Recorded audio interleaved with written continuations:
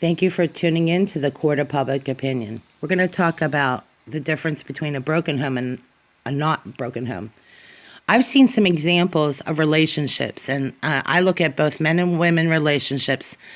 And what I look in it, when I see a broken home, a home with there's a lot of dysfunction, there are a couple of things that come to mind. There's an absence of one of the parents, okay, one. Two, it's the way those two relate to one another. And if the mom or dad, in this case, let's just assume for a moment, the dad is running the home. That's not always a bad thing. There's plenty of single parents, but are they doing it successfully? No question. A father's taking on a lot more. He becomes a stay-at-home mom, plus he maybe has a business on the side. So his income already has changed dramatically. He may be able to afford living by himself, but he's still missing the absence of a woman, the influence of a mom in the home. And the problem is that not all those situations are all bad, okay? But I'm looking at a broken home for right now at this moment. And from my observation, the absence of a mom or dad when there's a single parent home, it puts a lot of pressure on a single parent. We've watched this over and over again. We've probably heard it over and over again. It almost sounds like a broken record. But when you have a male figure and a woman that are trying to work together to establish some rules in the home, order, because there's supposed to be order in all this. And of course, I believe the factor is a relationship with God. Because if you got two individuals that have a relationship with God, they pray together, they learn to talk to each other, to get to know each other over a period of time, that is where you start to establish a merger. They call it business mergers. Some of them call them marriage. But this establishes the structure of a home. Because to me, the structure and the pillars of a home really are established just like in our government system, which is intended to be order, law, restrictions, being able to learn discipline. You shouldn't have to learn it out there, is what I'm saying, okay? If your children are in trouble and they get in trouble, it's because something's lacking in the discipline at home and correction. To me, there are some people, they go too far, they get into punishing one another. That never works out real well. But restriction does.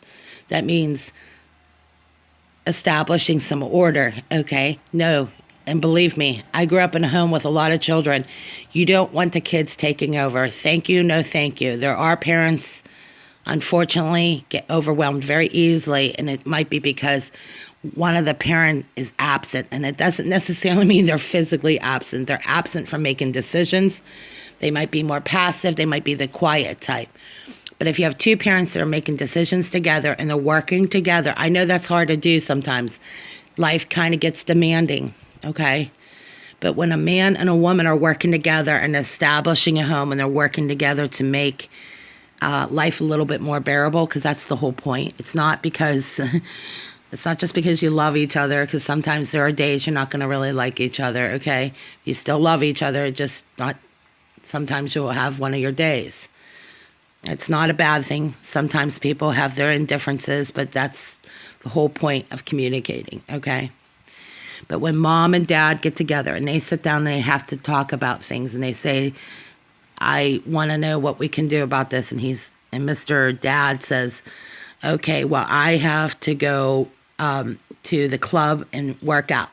Fine. So I'm going to hold the bag till he gets back. And when dad comes home, he makes decisions that I wouldn't make, okay? To me, my responsibility is to enforce him, okay? It's not because I'm in charge, but usually when he makes decisions, it always works better. He's more logical.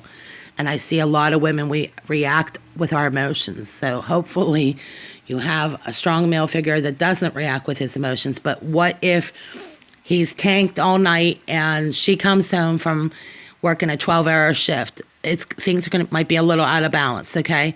So if I'm raising kids in my home and I send them out into a world where it's a lot of chaos, I don't want them to be looking for the next safe space, because I hope we establish that safe space in home, privacy, respect for one another. No, you're not supposed to go in each other's room. We can be flexible, but the idea is to establish some rules, but there's flexibility. By today's standard, that's called amendments, okay? But what I'm trying to point out is that a broken home doesn't have a lot of those things. And what I'm trying to teach you is that's not the children's fault. That's something has gone awry. I'm sorry, I said the word. But in a broken home, you don't have that. And there are a lot of other concerns that come up, because if children don't have the structure of a two-parent home, to me, I think it's really important that God is a huge part of that, by the way. Some people might disagree, but I think, to me, spiritual support starts with praying together, supporting one another. I might not have the answer. He may have the answer. But it's for us to, outgrow some of our own immaturity, okay? Because if I'm behaving immaturely in that relationship, he's not going to want to discuss things with me. You're looking at you're equal, but not the same. He's a man, I'm a woman. But in other relationships, because by today's standards, you can actually have different types of relationships. To me, the difference is I see the difference when I see kids that don't have the basic necessities, the basic needs met, like clothes, proper shoes. Are they taking their baths regularly? There are a lot of kids that don't even have the basics, okay? That's not meaning that they can't have the basics. But if you grew up in a home where there's dysfunction and abuse, and then it leads to broken homes, and it leads to, a lot of times nowadays, it leads to foster care and orphans and things like that, and which I've been watching a lot of videos about this. How do we end up here? And it's intervening forces like a two-parent home. The two people that sit down and say, listen, can we add to our family? Can we grow our home? And I know there's some challenges for a two-parent home, but this is what I would like to do personally. If I'm in a position where I know I'm more financially stable, I'm working more consistently, I would consider adopting a lot of children, believe me, because I see a lot of kids that need a home. And if I was in a position to do it, I would. And that's not to say I won't be in a position, maybe very soon, I hope. But I'm looking to establish something. And if I address my concerns, I'm going to address them privately with my significant other, the man in the home. I'm not going to address it out there. And what's happening, the absence of a family, the absence of a home, the absence of sitting down, having dinner every day, that does start to wear down on all people, okay? We don't want to be looking for a safe space out there. We need to find that safe space at home. Your sanctuary is your home. Okay, your safe space should be your bedroom. That should be private. You have your privacy, and it's supposed to be respected. But a lot of people have not had that experience. A lot of people have had that experience where somebody may have come into the room and violated them. Sexual abuse, okay? And what I'm trying to explain to especially little children or young adults is that they may have gone through this. They may have had an experience where somebody has been very abusive. They didn't know better. They didn't understand what was happening to them. And the pattern in broken homes is what's played out there. And if one of the things that adults today can do is rein that in and get a handle on that, which I see that everywhere through YouTube now. I see a lot of advocates for children right now. And I'm so proud and impressed with that, by the way. Because really what these kids need is they need advocates, and they also need parents. They need parents that are going to honor them as children and allow them to be children. Because to me, these kids are trying to keep up with a very changing world. And I'm telling you, you're not going to learn your values in school. You're not going to learn your values on YouTube. You're not going to learn your values on TV. Although you can relate, and it's a compliment to know that there are people that think this way, okay? But your values should be established at home where, you have positive influence. If I'm a positive influence with my significant other, and my children or the children that live in my home or people around me, they see that on a regular basis, they're going to learn how to behave a certain way. Because to me, I think that balance matters. If a man is abusive towards a woman or a woman's abusive towards a man, that really causes problems down the road. That man is most likely going to grow up. He's not going to want to be with a woman. He's seen a woman being abusive with a man in his home. He's more likely to tend to want to be single. He's not going to understand the difference of being tolerant with one another. And there's a lot of intolerance going on, and it begins at home. Your relationships with everyone matters. I mean, you might want to exclude some people, but it says something more about you and not the other people. The same can apply for a man abusive with a woman. If that's the message that is at home, most likely people are going to mistreat that person, or that's going to play out in other areas. They call Gershall therapy grounding effect. And a parent relationship, the critical parent. There's a lot of things on this if you're looking at the family dynamic, more or less, okay? And they have different methods on how they describe the critical parent and child, okay? And this is the basis of relationships. But to me, that is established. But what if you don't have it? That's why in therapy, to me, I think it's really important that once you establish that there are balance in parenting. You might not have it, but we can work that through in counseling. What it says to me is once we've established it, yeah, there wasn't a good relationship here. And you were to look at, well, let me say it like this. In play therapy, you'll draw a house and you're looking at this picture and this child's alone, but there's no parent in that picture. To me, that says this child's been abandoned by themselves and they don't have the structure of a family. In some images, what I've seen with children is that they'll draw a picture of a house with mom and dad, a dog, and that represents home. To me, at a very young age, children know this. They might not be able to articulate it. They might not be able to verbalize it. But usually children learn all this in the first 7 years of their life. And if we're influencing our children positively in a two-parent home where they learn that structure in the beginning and into their teenage and adult life and on into the time they get married, you're preparing them for life, more or less. And if you don't have that, doesn't mean you're not going to have these things. But we establish that here. I look at this. There are a lot of children or people that have had the absence of a mom or a dad. And I'm not to say here that this is going to be a quick fix, but if I were to say that every morning I will get into the practice of discussing topics that might matter to what's going on out there, we were to establish it here, because I know that you're not going to get your values from TV, but and if you do, I am concerned, okay? Because it's always changing. The opinions are always evolving. People can change their mind. You don't have to stick with one thing, one belief system. To me, it's establishing the structure of a home, meaning respecting each other, keeping your hands to yourself. And if you can't, then this is where we need to start. We need to find out what's going on so how we can correct it. I don't look at this as an easy topic to tackle. And I'm probably not going to be able to tackle it. And my view can change on this. But I do know this, having grown up in a two-parent home with a mom and dad, if my parents are respecting one another and they communicate, I'm most likely going to learn how to be a better communicator because I have the balance of watching and witnessing this on a regular basis. And if we're consistent and I'm looking at these two individuals all the time and they learn to discuss their problems, not yelling, but they're showing me they respect one another and they can discuss things, we're going to have a better life overall.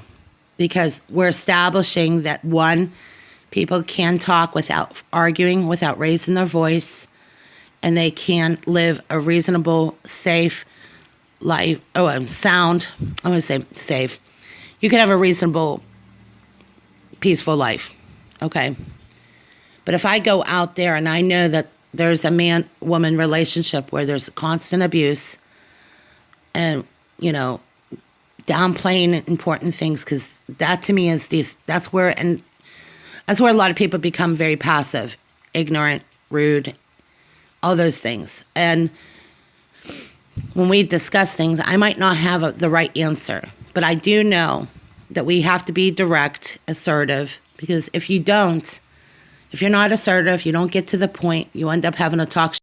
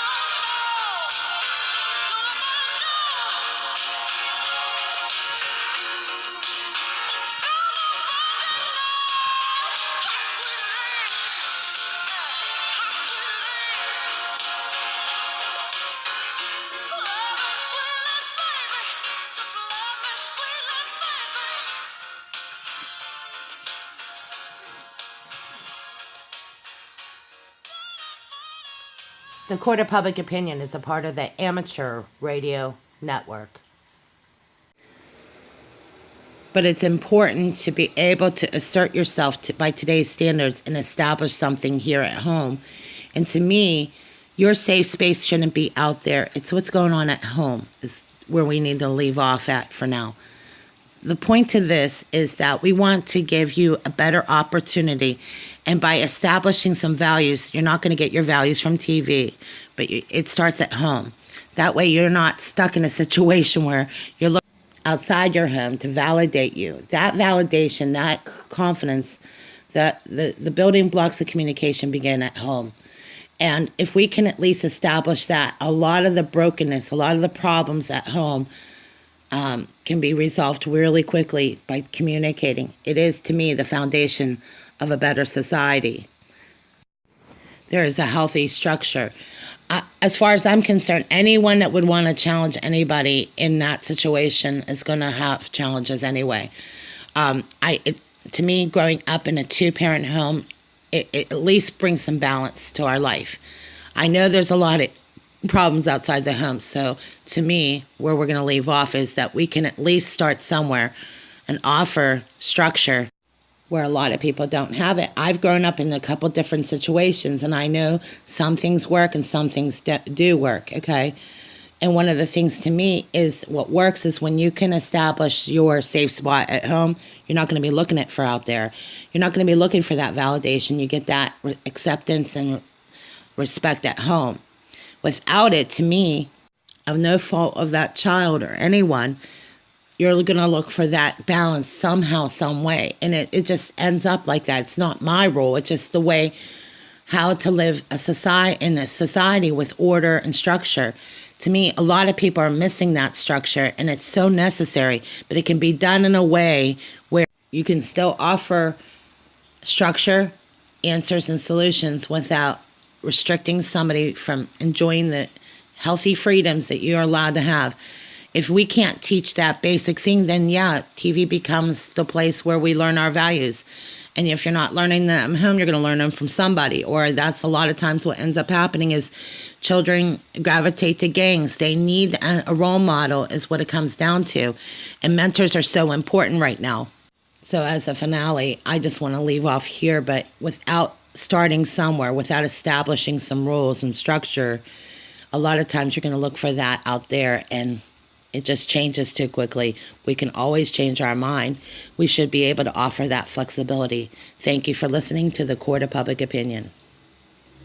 The Court of Public Opinion is a part of the Amateur Radio Network.